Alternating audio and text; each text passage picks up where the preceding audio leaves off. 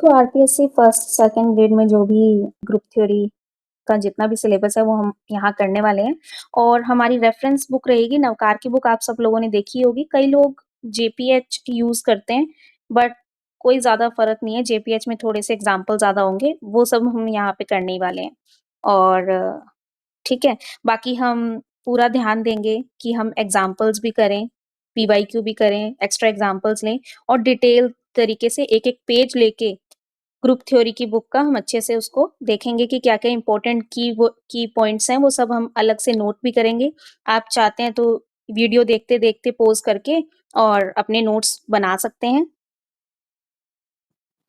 चलो फटाफट से सिलेबस देख लेते हैं। जो आरपीएससी की ऑफिशियल साइट पे सिलेबस है उसी के अकॉर्डिंग मैंने यहाँ पे सारा लिस्ट किया है। तो सबसे पहले देख लो definition and example of groups. देखो वैसे तो ना सिलेबस डिस्कस करने का कुछ खास फायदा है नहीं, क्योंकि आगे हम सब करेंगे धीरे धीरे। जिन्होंने बिल्कुल ही इनका नाम नहीं सुना, जिन्होंने ग्रुप थ्योरी छोड़ दी थी बीएससी में, हालांकि ये छोड़ने वाली बुक नहीं है, इसमें थ्योरम्स वगैरह होती हैं, सबको पता है। तो सब इन जो भी ये लिस्ट किया हुआ है, जो भी ये टॉपिक्स हैं, इन सबसे आप फैमिलियर तो होंगे ही। तो ग्रुप्स की कुछ जनरल प्रॉपर्टीज, उसके ऑर्डर वगैरह निकालेंगे, फिर परम्यूटेशन ग्रुप्स पढ़ेंगे, ऑड इवन परम्यूटेशन, है ना। और उसके बाद cyclic groups, Cayley's theorem, subgroups, cosets, Lagrange's theorem, product theorems of subgroups, conjugate elements, conjugate complex, centre of a group, simple group. इसके बाद नॉर्मल सब ग्रुप्स पढ़ेंगे। Normal subgroups ही question subgroups बनाते हैं, ये जब पढ़ेंगे तुम्हें पता चल ही जाएगा। उसके बाद ग्रुप होमोमॉर्फिज्म, आइसोमॉर्फिज्म, इससे पक्का एक ना एक क्वेश्चन तो आता ही आता है। Fundamental theorems of homomorphism in groups. देखो ये लास्ट वाला जो होमोमॉर्फिज्म वाला चैप्टर है, इसमें से मैंने कभी ऐसे तो क्वेश्चंस नहीं देखे कि कितनी होमोमॉर्फिज्म बनेगी। ज्यादातर क्वेश्चन तो मैंने यही देखे हैं कि है या नहीं होमोमॉर्फिज्म, या आइसोमॉर्फिज्म है या एंडोमॉर्फिज्म है। वो सारे तुम टाइप्स वगैरह पढ़ लोगे, तुम्हें इजीली पता चलने लग जाएगा। ठीक है, वो उसके लिए तुम्हें 1 1 1 2 ये सब क्लियर होना चाहिए। देखो सबसे पहले तो ये इतनी सारी इंग्लिश देख के ज्यादा ये मत सोचना कि सब कुछ इंग्लिश में ही चलेगा। तो हिंदी इंग्लिश मीडियम जो भी है, आप आराम से ये वीडियो देख सकते हैं, क्योंकि आपको कुछ भी ऐसे लैंग्वेज की वजह से कुछ भी डाउट्स नहीं आएंगे। तो सबसे पहले आपके सामने ये ग्रुप थ्योरी का फर्स्ट पेज शो हो रहा होगा रिकैप का। इसमें सेट, सबसेट, इन सब के बारे में थोड़ा थोड़ा बताया। तो सबसे पहले सेट की डेफिनेशन देखो, well defined collection of objects, वस्तुओं का सुपरिभाषित संग्रह जो है उसी को ही हम सेट कहते हैं। अच्छा, वेल डिफाइंड होना बहुत जरूरी है, क्योंकि मैथमेटिकली वेल डिफाइंड की बात हो रही है यहाँ पे। जैसे मान लो मैं तुम्हें बोलूं कि इंटेलिजेंट बच्चों का सेट बनाओ, तो तुम नहीं बना पाओगे, क्योंकि तुम्हें पता ही नहीं किसको मैं इंटेलिजेंट बोल रही हूँ, किसको नहीं बोल रही। लेकिन अगर मैं यही बात तुम्हें कह दूं कि इंटेलिजेंट बच्चों का सेट बनाओ जिनके मार्क्स 90 से ऊपर हैं, अब तुम्हें पता चल गया आराम से कि जिन जिन के 90, 91, 92 ऐसे करके 90 से ऊपर हैं, उनका हम अलग से सेट बना देते हैं। तो वेल डिफाइंड हो गया। और उनमें जो ऑब्जेक्ट्स आ रहे हैं उनको हम अवयव या एलिमेंट्स बोलते हैं। इसका नोटेशन भी तुम्हें पता ही है, बिलोंग्स टू और डज नॉट बिलोंग टू का, इसके आगे ही नोटेशन दिया हुआ है। अच्छा, एक जो हम सेट होता है उसको कैपिटल लेटर से, और उसके अंदर जो एलिमेंट्स होते हैं उनको स्मॉल लेटर से डिनोट करते हैं। अच्छा, अब किसी भी सेट को रिप्रेजेंट करना है तो दो तरीके होते हैं, एक तो टेबुलर फॉर्म और एक set builder form. Tabular form में हम क्या करेंगे, सिंपली एलिमेंट्स को लिख के और उसको कोष्टक में बंद कर देंगे, यानी कर्ली ब्रैकेट्स में बंद कर देंगे।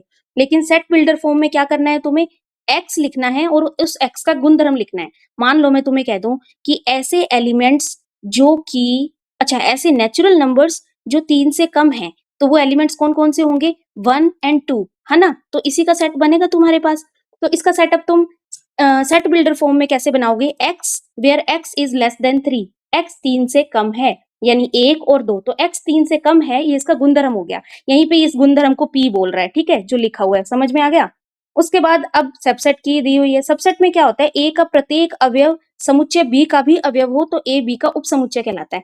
अब तुम एक इमेजिन करो, एक वेन डायग्राम है जहां पे बी है और अंदर ए है, तो ए में जितने भी एलिमेंट्स होंगे वो बी में भी होंगे ना, तो ए बी का सबसेट हो जाएगा। यही सिंपल सी इसकी डेफिनेशन होती है। यानी तुम्हें यहाँ भी दिख रहा होगा कि x अगर a का एलिमेंट है तो x b का भी एलिमेंट है, यानी x के सारे एलिमेंट b में भी आएंगे, तो इसका मतलब ये हो जाता है कि a b का सबसेट है। अच्छा, ये डेफिनेशंस याद रखा करो, क्योंकि मैथमेटिक्स में डेफिनेशन से ही बहुत सारे क्वेश्चन सॉल्व होते हैं। जैसे अभी हम पढ़ के आए हैं कि कोई भी सेट था, ए था उसके अंदर और बाहर बी था, तो इसको क्या कह रहे थे, ए को सबसेट कह रहे थे। तो इसी तरह बी को क्या कह देंगे, इसका सुपरसेट। ठीक है, ये बात यहीं पे, यही बात लिखी हुई है कि ए बी में अंतर्विष्ट कंटेन्ड करे, अंतर्विष्ट कोई कंटेंट कहते हैं, यानी अगर ए बी के अंदर बैठा है ना तो कुल मिला के ए को कह देंगे सबसेट और बी को कह देंगे सुपरसेट। आगे देखो ये दोनों बातें तो तुम याद ही रख लो, क्योंकि ये बातें सेट थ्योरी में बहुत काम आती है। सेट थ्योरी में जब तुम रिफ्लेक्सिव प्रूव करने लगोगे और सिमेट्रिक प्रूव करने लगोगे, बेसिकली रिफ्लेक्सिव में बड़े पंगे आते हैं। तुम्हें पता होना चाहिए कि हर सेट खुद का सबसेट होता है और हर एम्प्टी सेट हर सेट का सबसेट होता है। ये दोनों बातें बहुत बहुत ज़्यादा इंपॉर्टेंट है, ये तो नोट ही कर लो, ठीक है। उसके बाद यदि पुनः ए बी का सबसेट हो लेकिन A is not equal to B हो तो ए बी का उचित उपसमुच्चय यानी प्रॉपर सबसेट कहलाता है। अब ये क्या कहना चाह रहा है, अगर मैं ऐसे साइन लिख दूँ, एक बार मैं तुम्हें लिख के दिखाती हूँ। अगर मैं ये लिख दूँ तो इसका मतलब क्या होगा, इसका मतलब होगा कि ए बी का प्रॉपर सबसेट नहीं है, यानी ए बी में हो भी सकता है और ए बी के बराबर भी हो सकता है। ये दो बातें इंडिकेट कर रहा है। लेकिन अगर मैं ये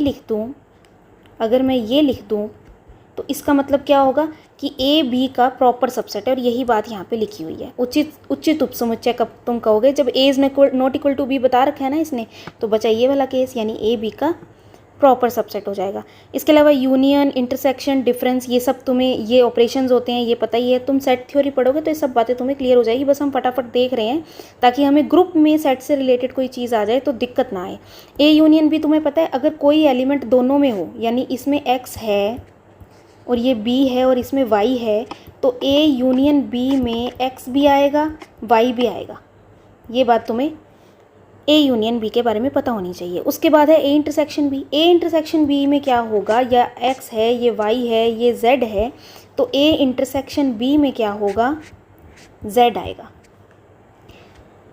इसका मतलब पता है क्या है, इसका मतलब ये ए है ये बी है, इसका मतलब ये है कि ए में भी एक्स और जेड है और बी में वाई और जेड है, यानी जेड जो है वो दोनों में पड़ा है। अगर दोनों में कॉमन है तभी इंटरसेक्शन में आएगा। आगे ए माइनस बी करोगे तो ए में सिर्फ वही एलिमेंट्स रहेंगे जो बी में तो पक्का नहीं है, यानी ए में वो सारे एलिमेंट्स माइनस कर दो जो बी के हैं। अगर यहाँ पे मैं ए माइनस बी निकाल लूँ तो ए माइनस बी कैसे निकालोगे, x z minus y z. अब इसमें y तो है ही नहीं, तो y तो माइनस करने का मतलब ही नहीं बनता ना, तो सिर्फ z ही माइनस होएगा, तो ये x बचेगा, सिंगलटन सेट होगा यहाँ पे a माइनस बी। तो हम यूनियन एंड इंटरसेक्शन जो ऑपरेशंस होते हैं इनकी प्रॉपर्टीज़ देख रहे हैं। तो सबसे फर्स्ट प्रॉपर्टी ही इसकी आइडेम्पोटेंट है। अब आइडेम्पोटेंट वो होता है जो इंटरसेक्शन और यूनियन दोनों ही फॉलो करते हैं, क्योंकि ए यूनियन ए बराबर भी ए होता है तो आइडेम्पोटेंट फॉलो कर लिया, और ए इंटरसेक्शन ए बराबर भी ए ही होता है तो इंटरसेक्शन भी आइडेम्पोटेंट प्रॉपर्टी फॉलो करता है। यानी उसकी उस सेट की उसी के साथ संक्रिया करवाने पे वापस वही सेट आ गया ना। यानी तुम्हें पता है आइडेम्पोटेंट वैसे तो क्या होता है, ए स्क्वायर बराबर ए ही आ गया, तो ये ए स्टार ए बराबर ए आ जाता है, यानी ए की ए के साथ संक्रिया करवाने पर ए ही आ गया। तो तुम देख ही रहे हो कि यूनियन और इंटरसेक्शन दोनों ही इस चीज़ को फॉलो कर रहे हैं। आगे देखो आइडेंटिटी। अब यूनियन की भी आइडेंटिटी ढूंढनी है और इंटरसेक्शन की भी। तो यूनियन की पहले आइडेंटिटी ढूंढो, तो कि ए का किसके साथ मैं यूनियन करूं कि वापस ए ही आए। तो यूनियन का एक्चुअल में मतलब क्या होता है कि इकट्ठा करना, जो भी तुम्हारे पास सामान है सारी चीज़ों को तुम इकट्ठा कर रहे हो। तो तुम्हारे पास मान लो यहाँ पे 5 पेंसिल है, तो 5 पेंसिल को किसके साथ इकट्ठा करो कि तुम्हारे पास 5 पेंसिल ही बचे, तो किसी के साथ भी नहीं, 5 के साथ। तो आइडेंटिटी क्या आ गई यूनियन के लिए, 5, और ये बहुत इंपॉर्टेंट चीज़। और इसके अलावा थर्ड प्रॉपर्टी नहीं, पहले हम इंटरसेक्शन का भी निकाल लेते हैं। तो इंटरसेक्शन, अब ए का किसके साथ इंटरसेक्शन करें, बड़े से बड़ा सेट ढूंढ के लाओ जिसके साथ इंटरसेक्शन करने पे भी वापस ए ही बच रहा है। लाओ चैलेंज लाओ, यही तो चैलेंज है कि बड़े से बड़ा बताओ। बड़े से बड़ा क्या, मैंने कहा कि पूरा ही सेट उठा लो। जो हमारे पास पूरा ही सेट था, ये ए था और ये यूनियन था, यूनियन कह रही हूँ, यूनिवर्सल सेट था। अगर पूरे यूनिवर्सल सेट के साथ ही अगर मैं ए का इंटरसेक्शन ले लूँ तो बचेगा क्या, बचेगा यही ए। इसका मतलब इसकी आइडेंटिटी जो है वो क्या हो गया, पूरा का पूरा यूनिवर्सल सेट हो गया। तो ये दोनों ही बातें बहुत बहुत ज़्यादा इंपॉर्टेंट है। चलो आगे चलते हैं। तीसरी कॉम्यूटेटिव, सबको ही पता है। कॉम्यूटेटिव में क्या होता है, ए यूनियन बी कर लो या बी यूनियन ए कर लो, एक ही बात है। ए इंटरसेक्शन बी कर लो या बी इंटरसेक्शन ए कर लो। अब एसोसिएटिविटी तो फॉलो करते ही हैं, यूनियन, इंटरसेक्शन, मल्टीप्लाई, प्लस, ये सारी ही ऑपरेशंस जो हैं वो एसोसिएटिव प्रॉपर्टी फॉलो करते हैं। उसके बाद फिफ्थ देखो डिस्ट्रीब्यूटिविटी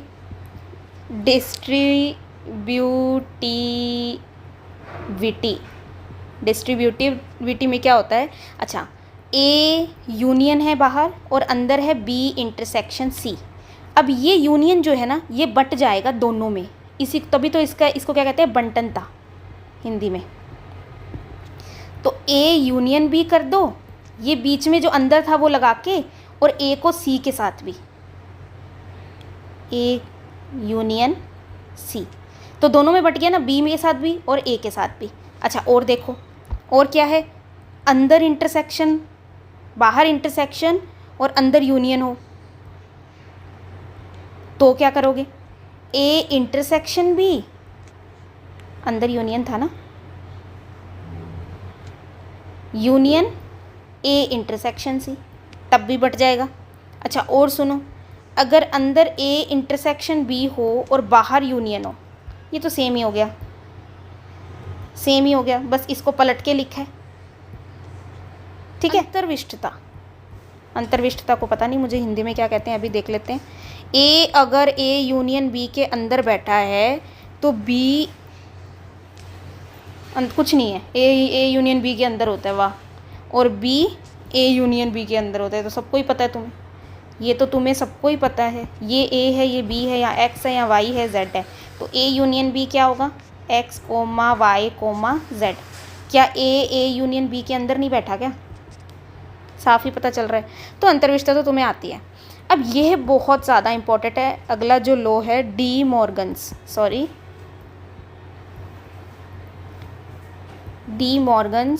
लॉ। तुम्हें कुछ भी नहीं करना, ए यूनियन बी का मैं कॉम्प्लीमेंट ऐसे लिख रही हूँ, ठीक है, ये इसको तुम सी से भी लिख सकते हो, तो A complement union intersection B complement, ये यूनियन था, इसको बस मैंने कुछ नहीं किया, इंटरसेक्शन में चेंज कर दिया। और देखो अगर इंटरसेक्शन होता और उस पूरे का कॉम्प्लीमेंट लेते तो क्या करते तुम, ए कॉम्प्लीमेंट, ध्यान रखना इन पे कॉम्प्लीमेंट आएगा, A complement union B complement, कुछ नहीं किया, यूनियन को इंटरसेक्शन में चेंज कर दिया, इंटरसेक्शन को यूनियन में चेंज कर दिया, ये हो गया तुम्हारे प्रॉपर्टीज़ ख़त्म। डी मॉर्गन्स लॉ अलग अलग लॉ था, बाकी ये सारी इंटरसेक्शन और यूनियन की प्रॉपर्टीज़ हमने पढ़ी थी। अब आगे सुनो, ऑर्डर्ड पेयर क्या होता है। ऑर्डर्ड पेयर, जब दो अवयवों के किसी समुच्चय ए बी में अवयवों के लिखने का क्रम निश्चित कर दिया जाता है, ए कोमा बी का क्रम ऐसे ही रहेगा, यानी 2,3 भी ऑर्डर्ड पेयर है, 3,2 भी ऑर्डर्ड पेयर है, लेकिन ये दोनों बराबर नहीं है क्योंकि क्रम निश्चित है, तो उन दो अवयवों का एक क्रमित युग्म कहते हैं। यदि ए और बी के क्रम क्रमशः प्रथम और द्वितीय तय कर दिए जाएं, अब ये तय कर दिया मैंने कि 2,3 जो है वो एलिमेंट है ए क्रॉस बी का, क्या 3,2 एलिमेंट है ए क्रॉस बी का, मुझे नहीं पता, वो तो तुम मुझे ए क्रॉस बी लिख के बताओगे तभी पता चलेगा, यानी ये दोनों अलग एलिमेंट्स हैं, ये कहना चाह रहा है जब ऑर्डर्ड पेयर होता है। तो इस युग्म को ए कोमा बी से व्यक्त करते हैं, ये हमें दिख ही रहा है। अच्छा, A1 कोमा B1 बराबर A2 comma B2 if and only if, ये तभी होगा जब A1 और A2 बराबर हों और B1 और B2 भी बराबर हों, ठीक है। ये तो बता रहा है कि ये यूनिक होता है, 2,3 जैसा और कोई नहीं है, 2,3 जैसा कोई और होगा तो 2 बराबर 2 होना पड़ेगा, 3 बराबर 3 होना पड़ेगा, बस यही बता रहा है ये चीज़। तो ये अभी हमने ऑर्डर्ड पेयर पढ़ा है, उसके बाद अब हम प्रोडक्ट सेट, जिसको हिंदी में गुणन समुच्चय कहते हैं, इसके जो अवयव होते हैं वो ए कोमा बी यानी ऑर्डर्ड पेयर टाइप के ही होते हैं। अब यहाँ क्या लिखा हुआ है, यदि ए और बी कोई स्वेच्छ समुच्चय हो तो क्रमित युग्मों ए कोमा बी, जहाँ ए जो होगा वो ए का एलिमेंट होगा और बी जो होगा वो बी का एलिमेंट होगा, तो ए कोमा बी जो हैं वो किसके एलिमेंट होते हैं, ए क्रॉस बी के, और ये ए क्रॉस बी ही क्या कहलाता है, प्रोडक्ट सेट कहलाता है या गुणन समुच्चय कहलाता है। अब कुछ प्रॉपर्टीज़ हैं, नंबर 1 प्रॉपर्टी क्या है, ए क्रॉस बी अगर फाई हो जाए, यानी ए क्रॉस बी खाली पड़ा है तो या तो ए खाली होगा या बी खाली होगा, और ये प्रॉपर्टी बहुत ज़्यादा इंपॉर्टेंट है, तुम्हें याद रखनी है, कई बार क्वेश्चन सॉल्व करते वक्त ये चीज़ काम आ रही होती है लेकिन हम भूल जाते हैं तब। तो सेकेंड प्रॉपर्टी देखो, ए क्रॉस बी कभी भी बी क्रॉस ए के बराबर नहीं होता। एग्जाम्पल देख लो, ए क्या है 1,2, और B क्या है 1, 2, 3। तो तुम बना के देखो, A क्रॉस B देखो क्या होगा, 1, 1 होगा, 1, 2 होगा, 1, 3 होगा। जब क्वेश्चन कर रहे हो तब ये बात ध्यान रखनी है, तब ये करके थोड़ी देखोगे तुम, ठीक है। और 2, 1 होगा, 2, 2 होगा और 2, 3 होगा। लेकिन यही तुम B क्रॉस A बना के देखो, तो B क्रॉस A क्या होगा, B क्रॉस A होगा B क्रॉस A, तो 1, 1, 1, 2, 2, 1, 2, 2 एंड 3, 1, 3, 2। अब कोई भी एलिमेंट उठा लो, क्या 3, 1 B क्रॉस A में है, यस। क्या 3, 1 A क्रॉस B में है, नहीं। तो इसका मतलब A क्रॉस B और B क्रॉस A बराबर नहीं होते। अब हमेशा ये चीज़ तुम्हें याद रखनी है। चलो आगे चलते हैं। आगे तीसरी प्रॉपर्टी देखो। अच्छा ये भी इंपॉर्टेंट है, A क्रॉस B का ऑर्डर कैसे निकालते हैं। तो इसका ऑर्डर निकालते हैं, जो A का ऑर्डर है और जो B का ऑर्डर है उनको गुना कर दो। ये प्रॉपर्टी भी नोट कर लो, ये प्रॉपर्टी भी इंपॉर्टेंट है। हाँ, A और B फाइनाइट होनी चाहिए ऑब्वियसली। अगर एक भी इनफाइनाइट हो गया तो प्रॉपर्टी क्या, ऑर्डर क्या हो जाएगा, ऑर्डर हो जाएगा इनफाइनाइट। आगे देखो, अब है रिलेशन। ये हमने सेट पढ़ लिया थोड़ा बहुत, अब हम पढ़ते हैं रिलेशन, संबंध। किसी समुच्चय A से समुच्चय B में कोई संबंध R, ये A है ये B है। अब देखो हर रिलेशन जो होता है वो फंक्शन ही होता है। मैं तुम्हें थोड़ा सा बता देती हूँ, ये वेन डायग्राम है, ठीक है। ये है रिलेशन और ये है फंक्शन। हर फंक्शन जो है वो तो रिलेशन होगा ही होगा, क्योंकि इसके अंदर बैठे, वही सबसेट वाली बात आ गई, अभी पढ़ के आए हैं। लेकिन हर रिलेशन फंक्शन हो, जैसे यानी यहाँ कोई एफ रख रखा है तो ये फंक्शन, एफ नहीं रखते इसको, कुछ भी और बताओ क्या रखूँ, टी रख लो चलो। अब ये जो टी है ये कोई फंक्शन है, टी होगा कुछ एक्स से वाई की तरफ, ठीक है। ये टी जो है ये रिलेशन तो है लेकिन ये फंक्शन नहीं है, ठीक है। एक्स जो है ये फंक्शन भी है और रिलेशन भी है। तो हर फंक्शन रिलेशन होता है बट हर रिलेशन फंक्शन हो ऐसा कोई ज़रूरी नहीं है। तो हमने एक रिलेशन डिफाइन किया है A to B, किसी नियम द्वारा परिभाषित होता है। यदि A is element of A and B is element of B के युग्म A, B is element of A cross B के लिए यह नियम R सत्य हो तो हम कहते हैं कि A का B के संबंध R है, जिसे A रिलेशन B या A, B is element of R से व्यक्त करते हैं। अब R में तुम्हें कोई भी नियम दिया हो सकता है, जैसे हमने बहुत पढ़े हैं A, B if A is less than B, तो ये हो गया नियम। या if A is less than equal to B, या if A is divided by 5B, कुछ भी। मतलब मैं तुम्हें ये बता रही हूँ कि कोई भी नियम हो सकता है। अगर ये नियम दिया हुआ है मान लो, ठीक है, तो इसमें कौन से अवयव आएंगे ये हमें चेक करना है। तो 1, 2 आएगा क्योंकि 1 इज़ लेस देन 2, 2, 3 आएगा, ये सब R में होंगे। या इनको तुम लिख सकते हो 1 इज़ रिलेटेड टू 2, या तुम इसे लिख सकते हो 2 इज़ रिलेटेड टू 3। ये तो नोटेशंस हैं, ठीक है। आगे चलो, इसके विपरीत यदि युग्म C, D के लिए नियम असत्य हो तो C का D से संबंध नहीं होगा। यानी 1, अब क्या इसमें नहीं आएगा, 3, 2 नहीं आएगा ना, क्योंकि 3 इज़ नॉट लेस देन 2, 3 2 से छोटा नहीं है, तो 3 इज़ नॉट रिलेटेड टू 2। आगे चलो, स्पष्ट है यदि R समुच्चय A से B में एक संबंध है तो R के अंतर्गत उक्त विधि से प्राप्त युग्मों को समुच्चय A क्रॉस B का एक उपसमुच्चय होगा। जो भी R बनेगा वो A क्रॉस B के अंदर ही होगा। बहुत बहुत इम्पॉर्टेंट बात है। ये बात इसलिए इम्पॉर्टेंट है क्योंकि A क्रॉस B में तो सारे ऑर्डर्ड पेयर्स आते हैं ना, सारे ऑर्डर्ड पेयर्स आते हैं, लेकिन R में तो वही आएंगे जो उस नियम को सत्य बताएंगे। ये मैं एग्जांपल ले रही हूँ, सिर्फ कोई भी नियम हो सकता है यहाँ पे, जो उस नियम को फॉलो करेंगे वही R में आएंगे। इसका मतलब R हमेशा A क्रॉस B का सबसेट होगा, यानी R के जो एलिमेंट्स होंगे वो ऑर्डर्ड पेयर के रूप में ही होंगे, ठीक है। ये बात हमने सीख ली यहाँ से। अब कन्वर्स कुछ बात लिखी हुई है वो देखते हैं। विलोमतः क्या लिखा हुआ है, A क्रॉस B का प्रत्येक उपसमुच्चय अवश्य ही A से B में एक संबंध को स्थापित करे।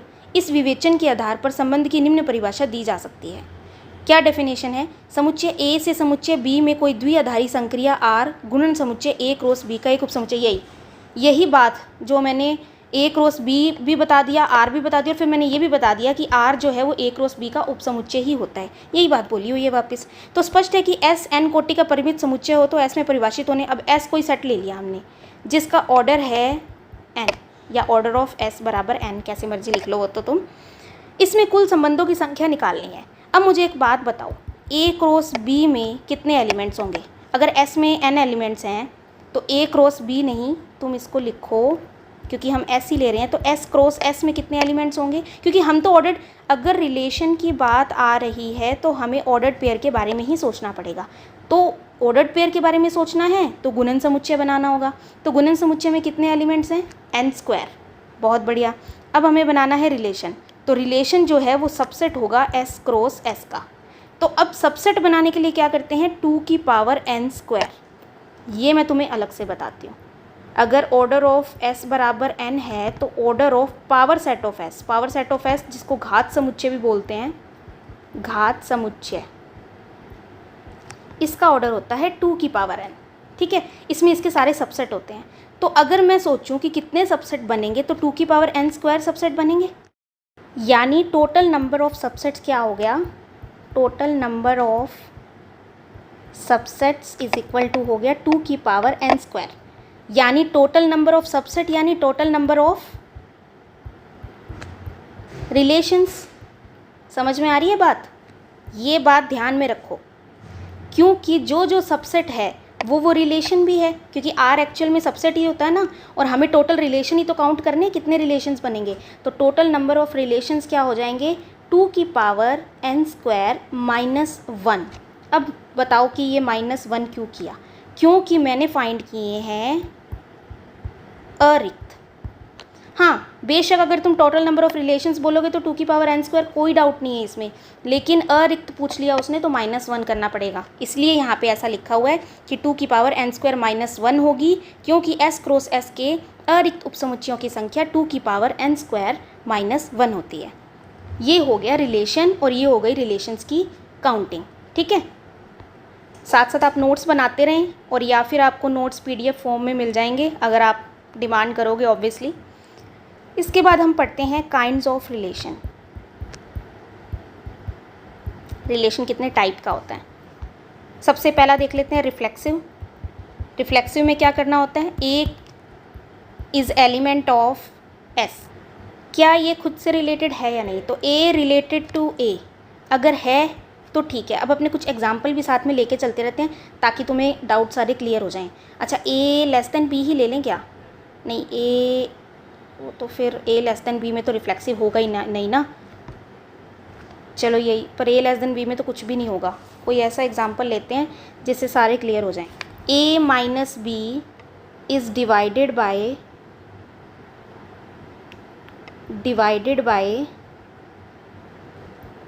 5, ये ले लेते हैं एग्जाम्पल। ठीक है, ये नियम है, ये रूल है। ये A is related to B only if, सिर्फ तभी रिलेटेड होगा जब ए माइनस बी में 5 का भाग जाता होगा। ठीक है, अब मुझे बताओ रिफ्लेक्सिव है या नहीं? क्या ए खुद से रिलेटेड है?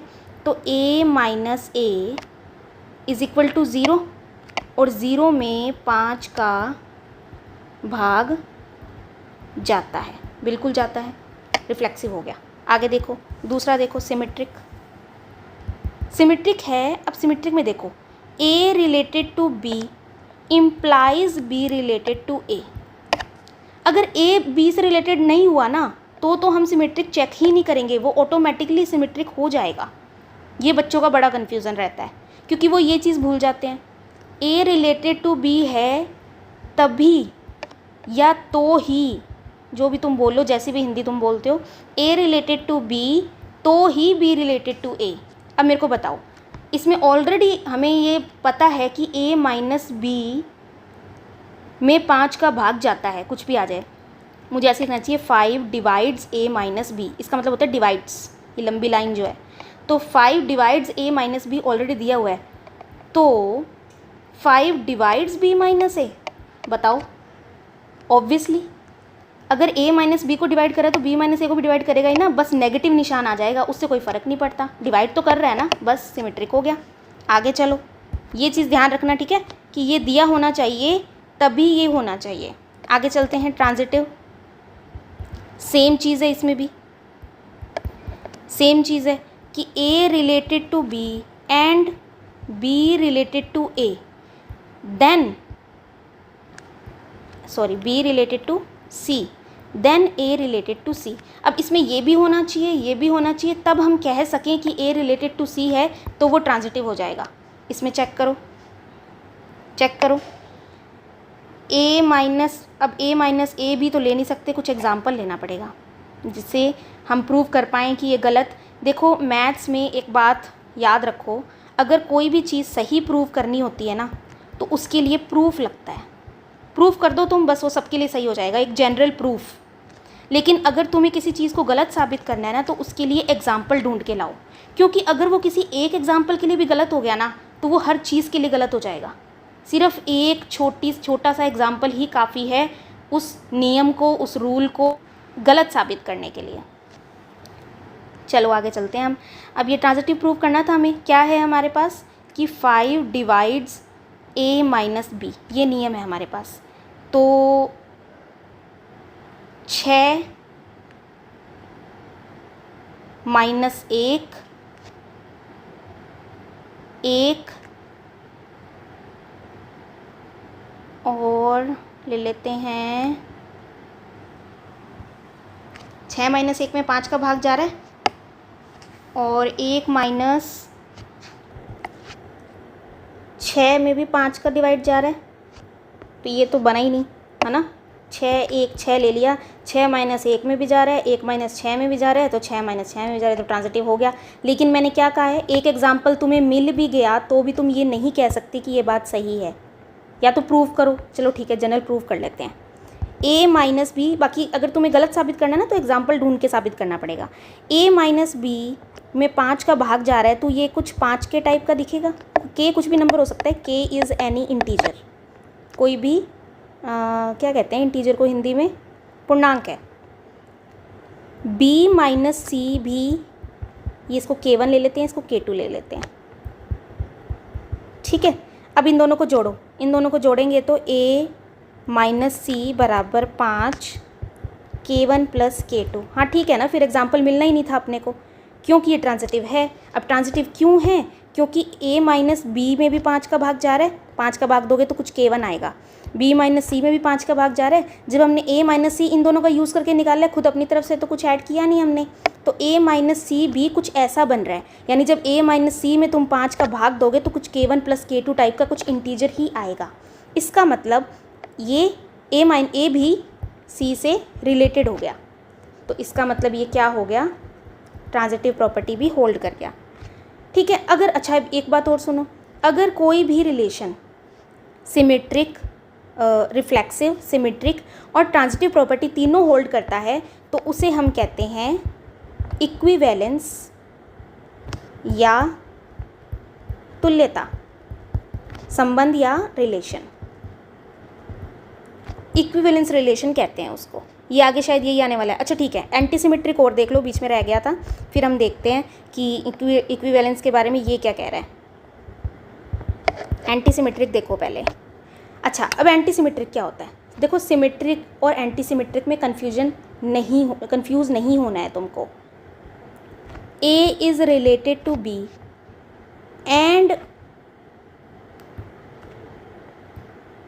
and B is related to A if and only if A बराबर B। अब मैं तुम्हें हिंदी में एक बार बोल के दिखाती हूँ, फिर तुम बताना सिमेट्रिक से अलग है या नहीं। A B से संबंधित है तथा B A से संबंधित है सिर्फ तभी जब A बराबर B। A B से रिलेटेड होगा और B रिलेटेड से होगा सिर्फ तभी जब A बराबर B है। लेकिन सिमेट्रिक क्या कह रहा था कि A रिलेटेड टू B है, इसका मतलब B रिलेटेड टू A होगा। ये तो सिमेट्रिक होता है तब ये डेफिनेशन होती है उसकी कि A रिलेटेड टू B है तो B रिलेटेड टू A होगा। लेकिन यहाँ कह रहा है कि A रिलेटेड टू B है और B भी रिलेटेड टू है, लेकिन ये सिर्फ तभी हो रहा है जब A बराबर B है, ठीक है। तो थोड़ी सी डेफिनेशन में फ़र्क है, बाकी सिमेट्रिक मत भूलना। और ऐसा कुछ नहीं है कि जो सिमेट्रिक नहीं है वो एंटी सिमेट्रिक होगा या जो एंटी सिमेट्रिक नहीं है वो सिमेट्रिक होगा। ये एक दूसरे के क्या कहते हैं, प्रतिलोम नहीं है ये, ठीक है।